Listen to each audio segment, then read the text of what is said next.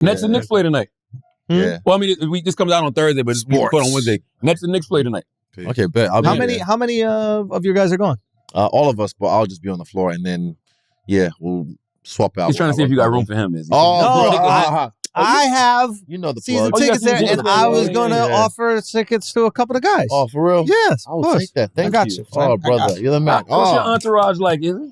Not crazy. We're just talking about this. I'm just with the circle. I don't roll crazy. I don't roll too deep, but I bring my people with me. Even flying into New York. So I came from Houston to New York, and I thought, you know what? Let's get the PJ. On the PJ, bro. Yeah, just have fun. On the PJ. It was my baby sister's birthday, and I wanted to give that experience to them. You know, so I like to bring my people with me. My people who I really fuck with. So yeah, and that shit ain't cheap, bro. Yeah. But PJ, I'm rich now, so it's different. Yeah. Let him know. Yo, Connor talking about them pockets, yeah. bro. Oh, no, he's got deep pockets. I think he's number 1, and I'm number 2 highest paid UFC fighters, I think. But your reaction was funny. Which one? You're like, I don't know nothing about that. When Connor basically came out, it was like, congratulations to Izzy, you know, like, and Paradigm Sports. Oh, yeah, I want money. And he goes, yeah, exactly. And he goes, you know, that's right. Me and Izzy are the 2 highest paid athletes in the UFC. And then he's like, I don't know what money you talking about. Like, don't come asking me for money. Because I know what people's is like. I know what it's going to be like when I get back to New Zealand. So I'm just like, man, I want money. Oh, people hitting you up like, yo, what's up? I'm broke, man.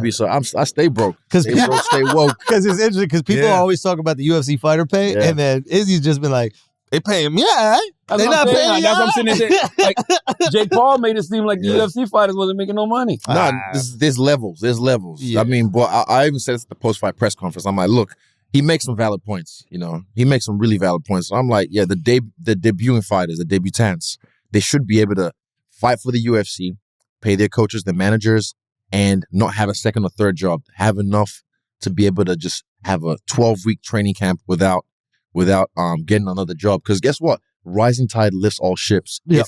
If the quality of fighter pay goes up from those levels, they're gonna be fighting much better for the fact that they just get to train. Yeah, that's all they do. Better quality product. Exactly. Yeah. So trust me, it's gonna. And I said, this effect's gonna trickle down because Francis already started it with his, disclosing of what's happening with the UFC, which was atrocious, by the way. And I think some egos got involved, and it was just a little bit too much. But it's gonna trickle down now. They're gonna have a meeting with them, and I know they're gonna. I hope they come to an agreement because I feel like, you know what, the UFC heavyweight champion of the world should not be fighting for $600K. And he's such a great ambassador. $600K? Yeah, I know, but that's because I feel like they made some mistakes and it's just stuff that I shouldn't be. He should talk about this because he knows better and it's not my place to speak. But I just feel like mistakes were made on the UFC's part because guess what, there's humans running the UFC. Yeah. And also humans have ego and human error is a thing. The average person is watching this and like, $600K, I'll go get my ass kicked for $600K. Not by Francis. Fuck. Trust me. You don't want that. But also another thing you got to look at is like, I don't know. And maybe I'm different because I look at things as opportunities. And like I've done so much shit for free that I love doing. Now it's different than getting your fucking ass potentially kicked. Yeah. But that that is like the highest stakes of everything. But like, I look at the UFC and I'm like, yo, you could turn this into bread. Like you might get low money in your first contract, but if you're a star, you get crazy sponsorships, you get other opportunities, start your own business, like flex this opportunity because if you're good in UFC, they're going to put that marketing muscle in that in the other fight sports you don't see. Like I'm looking at these boxers and I'm like, only a handful of boxers are making real money. Like 6-7 boxers are making crazy money. Canelo, the rest of them I don't even know if it's 6. Is it 6? Bro, because there's no promotional outlet for the other boxers. If you're not signed to one of these major promotional companies, even if you are, they still got to sign a deal with another place to put on the boxers. Some of them making 3,000. I can't think who's all making money. Canelo. Like my first UFC fight, I made 6 figures. And that was because I also got a bonus as well. But I knew my worth going into the UFC. So my first UFC fight, UFC 221 in Perth, I made 6 figures. That's because before the UFC, I planned all this shit out, man. Yeah. I set myself up to win.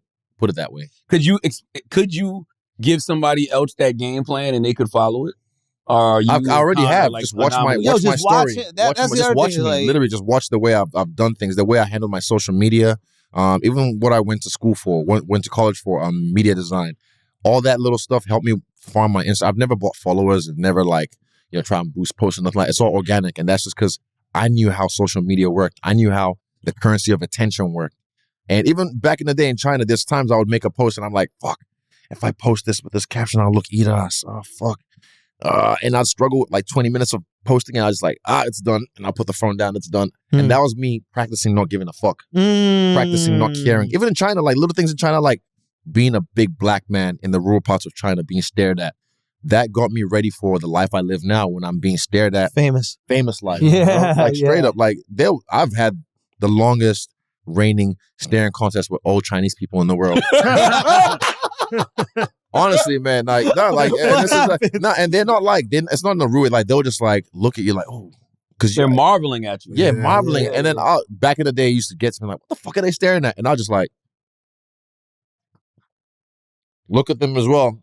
But it was fun for me at some point. But then I realized that sometimes I'll break a smile and then they'll smile back. But then sometimes just because they just, like you said, marveling at you, like, what the fuck is this Bigfoot just walking around my town for?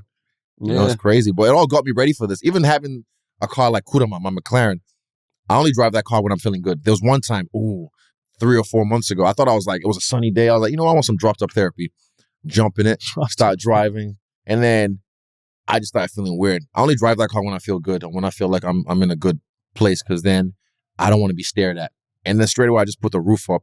And then I just felt weird driving there, because then at the lights, you know, people looking at me, and I just hate that feeling of just people. And I was getting anxious, and I was just like, I want to go home. And I just doubled back and went home. Yeah, you got to be feeling yourself. Yeah. To drive a car where people are going to be staring the whole time. Yeah, it's all practice. It's all reps, man. Never wanted that attention. Me. I don't like the attention all the time, but there's times when I feel like you got to let a motherfucker know. Hells yes. Not me. Yeah, but you don't know who is who, though. I get what you're saying, though. I get why you feel that way, but my craft, you have to.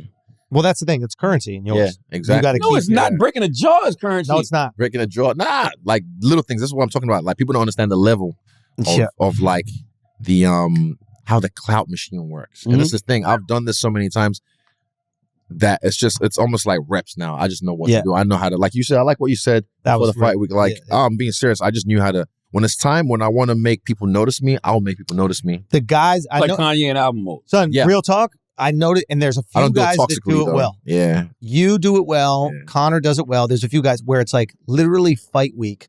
I was waiting for it for you. And it's like, used to start maybe 2 or 3 weeks. Now it's 7 days. Now it's 4 days. He gave me nothing to play with. So I was just like, all right, you know, because like I said, I whooped his ass already. So he was kind of humbled in the fact that he's nothing. What's he going to say to me? So there was nothing to work with. A guy like, you know, Costa example. I like just going to run his mouth the whole time. Exactly. So Marvin Vittori, I was like, bet. I've got so much to work with. Yeah, but I like that. I like seeing the fighters go, okay, it's fight week, because that's what it used to be. I remember fight week. Now we sell the fight. It's time. Like, I like going into a fight almost and going, I don't really care. And then you convince me 48 hours out that I got to spend $75 on a pay-per-view. Yeah. You got me. I'm here. I'm waiting.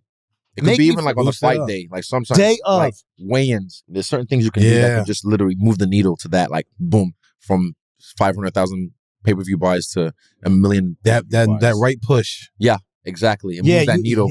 Even like I said, the belt thing. I don't know if we're talking about it here. Yeah. With Costa, the belt thing, that just trended. That just went. Of course. Went crazy. And because of, I think the pose I did at the end as well, I was just having fun. So I just looked, like I said, that little trolley skinny kid and this big bully getting angry, like, I'm right here, come. I'm here. So that, I think they said it was one of the highest trending videos they've had.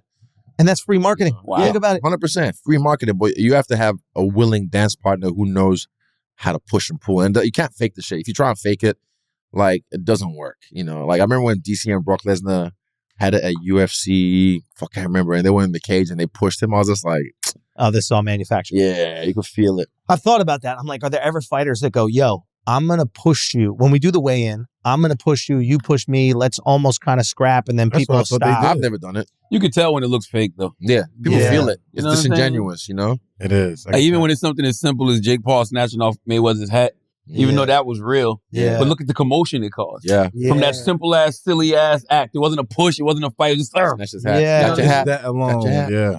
It's so stupid. It's positively brilliant. The Brilliant Reports podcast.